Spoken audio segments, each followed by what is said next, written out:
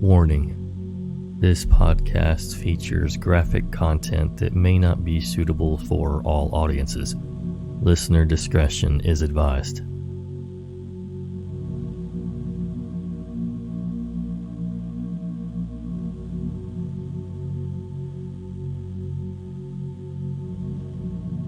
Hello again, Nightmare Society, and welcome to another episode of True Horror Stories. Thank you to user RitualxSuicide, user Firestormer252, and user Sketchy Mudda Effa69 for sharing their stories with us. As always, a big thanks to our Patreon members for supporting the podcast. You guys are awesome, and you have a bonus episode headed your way very soon, so please keep an eye out. Speaking of Patreon, I wanted to welcome Dan BB23, Marilyn D, Tweak and Craig, Venetia W, Boogeyman, Sandy Q, Sam W, Christopher L, Nail Flail, and Surge1OTX for joining and helping out the podcast. Thank you guys so much for showing the love. It is much, much, much appreciated. Don't forget, Nightmare Society is a weekly podcast. We release on Thursdays, and it's available pretty much anywhere you can download a podcast. And with whatever app you choose, please don't forget to subscribe or follow us so you can get updates when we do release those new episodes. If you're looking for some of our older episodes, we are only able to have up 100 at a time via the podcast distribution. So you can listen to the older ones over on our YouTube if you would like to, because there's some great episodes in our backlog. So please head over there and follow us. We're only like, I think it was 117 or 18, something like that, away from reaching 1,000 followers. So it would be pretty cool if we could reach 1,000 followers in the next month or so. So please check that out if you have a chance. Now, get comfy and prepare yourself for another episode of The Nightmare Society.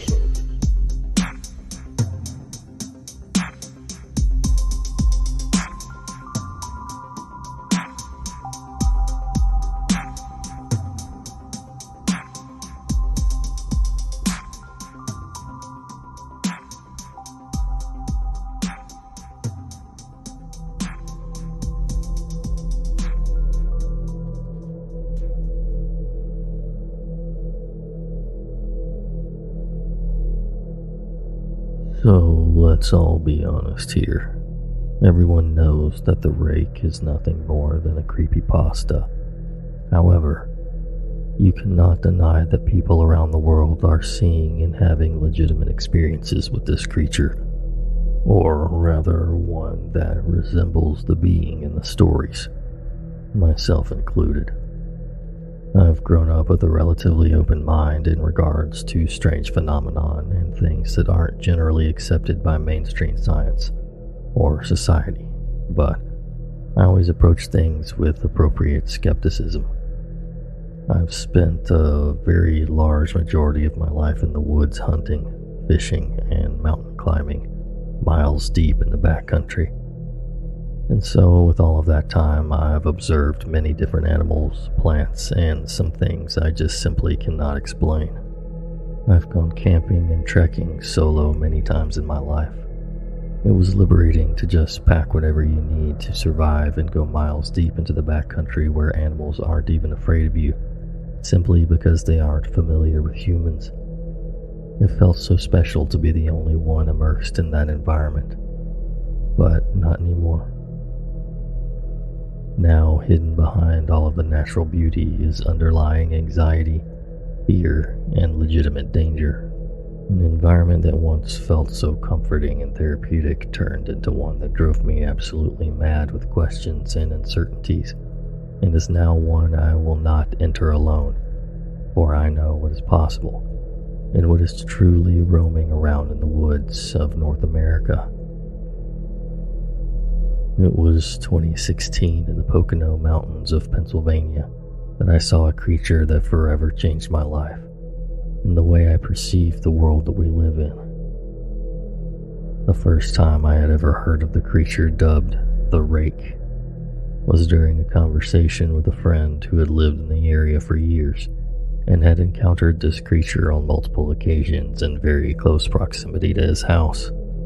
I remember him asking me if I had ever seen anything strange in the woods. There was a large plot of woods across the street from his house, which at the time I had not. However, long before it was brought up, I had always had a deep feeling in my chest about the plot of woods. I didn't know what it was, I just knew it carried a very heavy, dark energy that was strong enough to encourage you to stay out. My friend took out their phone and showed me the picture of the Rake that comes up with any Google search. A very generic picture. I laughed it off as he warned me about the creature, because I genuinely thought he was just growing marijuana or something in the woods and didn't want me to find it. I couldn't have been more wrong. Months had passed with little more than strange noises at night and the sound of some cats being carried off into the dark until the day that changed my life happened. It was midnight. A rainstorm had just dumped a bunch of rain, and me and a coworker at the time had just clocked out, and we were heading to the friend's house who had warned me originally about the creature. His house is on a long, straight road with a dead end. Very few houses on one side, woods on the other. As we are heading down the road with high beams on, my coworker slams on the brakes and starts freaking out, saying that he had just saw the creature kneeling down on the shoulder of the road. Instantly, without thought, I jumped out of the car and immediately heard running and crashing through the woods in a parallel line to the road. Thankfully, due to the hard braking, the car shifted slightly so that the high beams were pointed into the woods. And that's when I saw it. That's when my life changed. My beliefs were shattered and my reality turned upside down. A 6-foot-tall naked creature with grayish-white skin and long arms ran through the section of the woods fully illuminated by the headlights, giving me at least 15 seconds of uninterrupted visual contact with the creature, firmly imprinting it into my head. It ran just like a human being. However, it was incredibly fast and jumping over any obstacle in the way, until it reached the point where the headlights no longer illuminated the woods. It then pretended to jump and run deeper into the woods. However, it actually turned and headed back to the road where I lost sight of it in the dark part of the woods for about 30 seconds. As I was standing in the middle of the road, absolutely dumbfounded with my jaw to the floor trying to comprehend the severity of the situation, it then crawled out from the woods and crossed the road on all fours, about 60 yards away from me, and disappeared into the woods on the other side. I've been tormented by the creature ever since. It makes me confused, sad, curious. I can't get the image out of my head. I can't forget the feelings this creature gave me while I lived there, playing and toying with my head in waking life and in my dreams. I don't go into the backcountry alone anymore. I cannot enjoy the solitude without anxiety ruining it. I can't be free. This creature exists and so do others that we just can't understand, and it's important that people realize this so they can enjoy nature while also being safe. I'm not sure how this story will be received, but it's been eating me alive. It's given me crippling anxiety, and I have to do something to try to get this off my chest. Believe me or don't, that doesn't matter to me. I just want people to be safe, and I want my freedom back. And if coming out about this will help, then I'll do anything.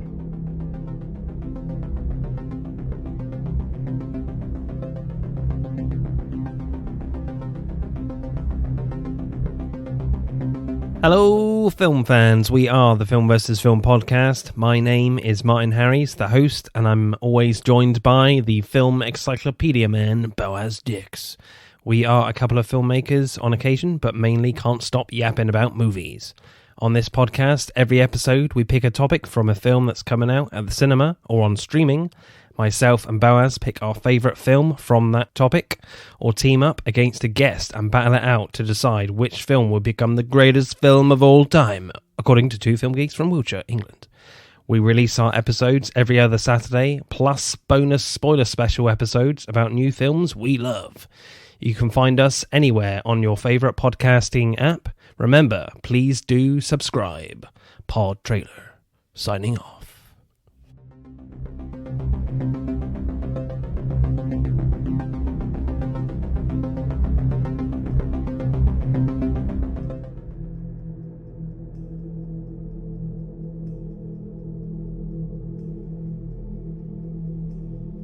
So this shook me up for a couple of years. So a bit of backstory. About 5 years ago, when I was 14 or 15, I would frequently walk home from school for a couple of friends through a wooded area which was on a steep hill. We had explored the area a decent amount as we had been walking that way since we were all 13.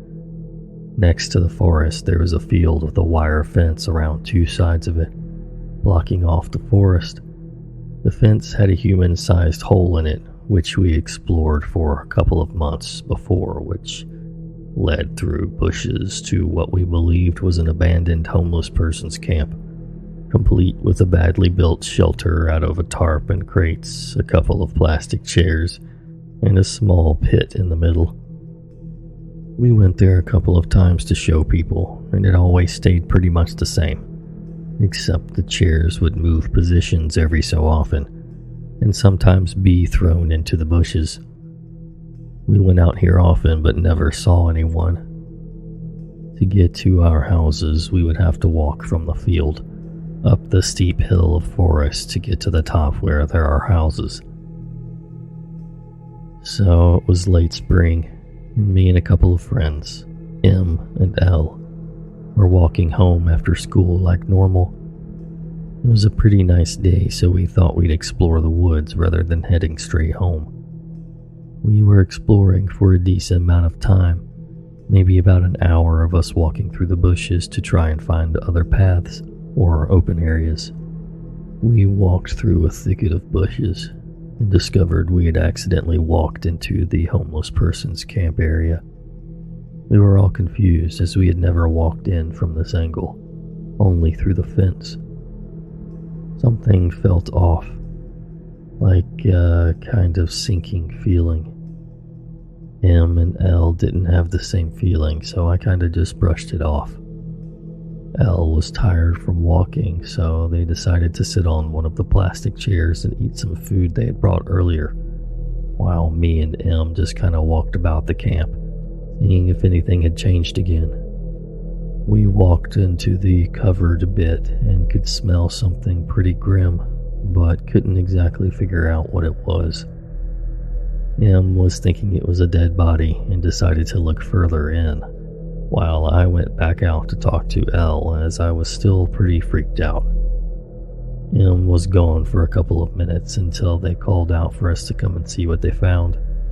We refused, so they came out and called us wimps, pulling up their phone to show us a photo of a dead rat. The rat looked rotten, torn apart. M said they found it right away in the back in the corner. Either way, we found it creepy and decided just to leave. I wanted to go through the fence and walk around the forest, but the other two said it would take way too long, and that we may as well just walk quickly up the hill through the forest, so they could just kind of get home already. I decided to go with them too, as I just didn't want to walk home alone. We went the back way we came, and that feeling kind of dropped. Me and M were just joking around, trying not to think about the rat, and didn't notice L kind of fell behind. As we were walking through, L kept saying he saw something, but we kind of just took the piss out of him and saying he was seeing things. But he was very certain he saw something. and started getting pretty distressed. M jokingly shouted something along the lines of, "If you're here to kill us, just do it already, my legs hurt." And we had a decent laugh until L started having a full-on panic attack and crying. We went over to make sure he was alright, and that's when I saw something a couple of meters away. An all-black figure behind a tree. But it wasn't a person in all black or anything. Like it was dark. I could see its shape looking like an elongated person shape with fingers that were long and wide holding onto the tree. I thought it was a shadow or something, but I could see that it was 3D. I stood staring for a couple of seconds, with it also not moving. I felt like a deer in headlights until M started shouting at whatever it was. It still didn't move. M dragged me with L, and L bawling his eyes out. We got far enough away to the point where we just decided to turn and run. I couldn't really run much as I felt like the energy had been drained from me. I turned back and the thing had barely moved, now leaning out more from the tree with its long, thin arm by its side. We kept going, now not really a run, but more of an out-of-breath jog. We got to the road and at the top of the hill and just kind of fell to the ground from exhaustion, still looking at the forest. I think M started filming the forest, shouting, but I can't remember what he said. But nothing really came after us. We went home, making sure to stick to the main road. Even though we had school the next day, M and L decided to stay at my house to talk about what we saw.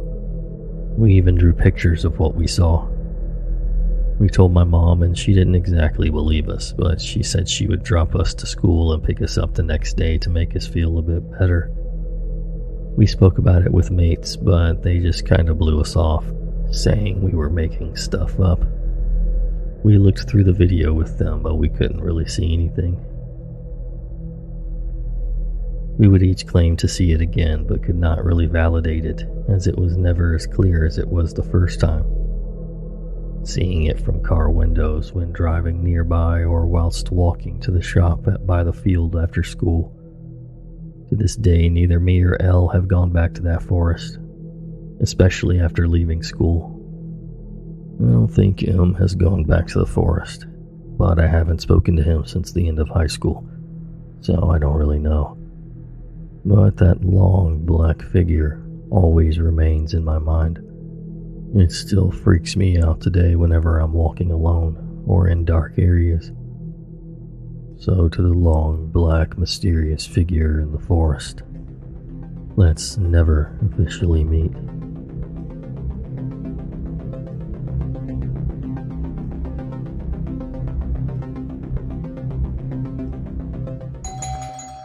Hey friends, it's 2022 and most of us like to keep to ourselves, right? But have you ever thought what may be going on next door? What's with the Neighbors is a true crime and paranormal podcast with a hint of neighborhood drama. Tune in every Sunday with Bree and Amy and all things spooky wherever you get your podcasts. And check us out on all social media platforms at WWTN Podcast. That's What's with the Neighbors on all streaming platforms and at WWTN Podcast. Have you checked in on the neighbors? What's with the neighbors?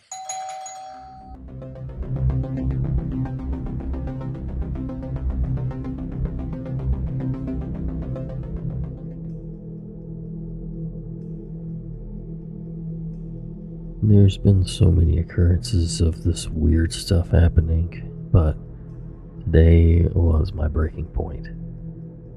I decided I wasn't going to sleep for school the following morning, as I do sometimes, but tonight I had a very, very odd vibe coming from my room's window. I'm usually not the type to be frightened by my window, but today I just couldn't look at it, and there was a haunting feeling coming from it. I kind of brushed it off today, so I called a friend on Discord and played some video games. Where I play video games, the window is directly behind me, and I can generally hear what's going on behind me. About every 10 minutes, I would hear a clicking noise. 2 clicks to be precise. My room is on the 2nd story, and there's not trees relatively close enough to create the noise, so each time I heard it, I would sort of try and make an excuse for it. oh, it's just a squirrel or something. Or, oh, maybe it's water. But after listening carefully each time, I came to notice that it was most definitely not that. Later on at around 4 o'clock, my friend left the call to sleep. I was just sort of hanging out watching TikToks, and then I started hearing rapid tapping. The tapping was so mortifyingly human that I froze and continued to listen to the tapping. I then recognized a 5-finger tapping pattern. I was so horrified. I sat for maybe 15 minutes straight, not looking anywhere, but exactly where I had frozen. After calming myself down and finally letting myself breathe, I got up, not making eye contact with any wall or window, and I went to a room with no windows and hung out for a bit. I finally went back to my room at around 4:50 a.m. I went and laid in bed, and as soon as my head hit the pillow, I heard muffled howling, barking coming from the forest. Usually I would just brush it off as my neighbor's dog Layla, but it didn't sound like a dog. It didn't sound like Layla. It couldn't be wolves or coyotes because they never cross a certain part of the forest, which is surprisingly closer to the 401 highway. At this point, I was really freaked out and just tried to continue my morning. That's really where the odd stuff ends that night. But that was definitely not the first time this has happened. We have a really old house. My parents think it's ghosts as they've heard things mock them.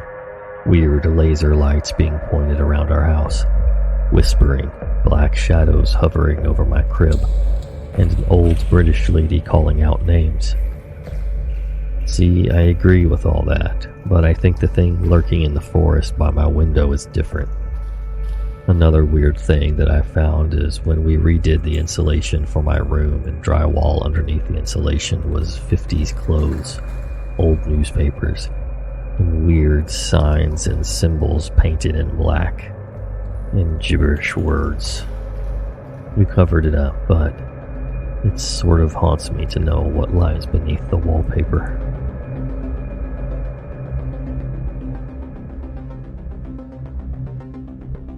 Thank you so much for listening, and until next time. Sweet dreams.